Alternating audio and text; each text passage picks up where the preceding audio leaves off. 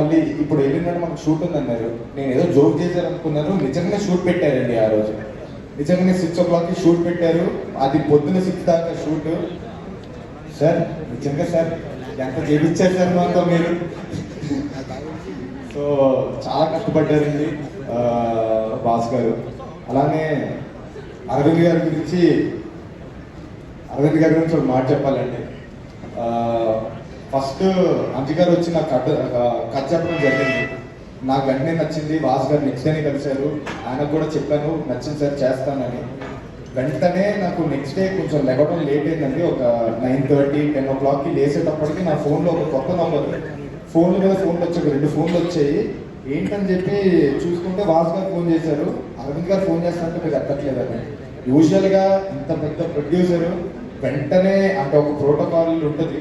Boss గారు ఎవరో ఒకరు ఫోన్ చేసి అరవింద్ గారు ఫోన్ చేయబోతున్నారు, ఇలా ఇలా మీరు ఎంతండి అని. అవి ఏమీ లేకుండా వెంటనే నాకు ఫోన్ చేశారు.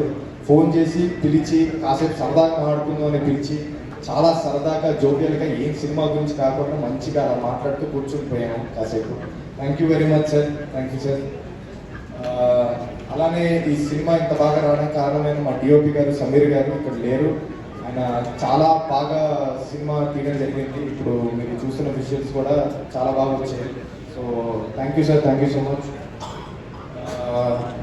యా ఇంకా నా సినిమాకి పాటలు ఇచ్చిన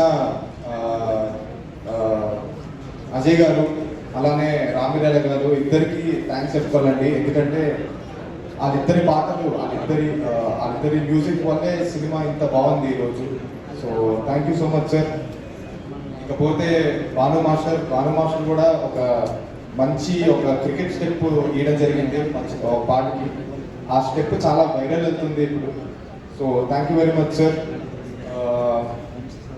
మా సినిమా August 15th రాబోతుందండి థియేటర్స్లో, పెయిడ్ ప్రీమియర్స్. తప్పకుండా వెళ్ళి చూడండి. మేము ఒక మంచి మెసేజ్ ఇవ్వడం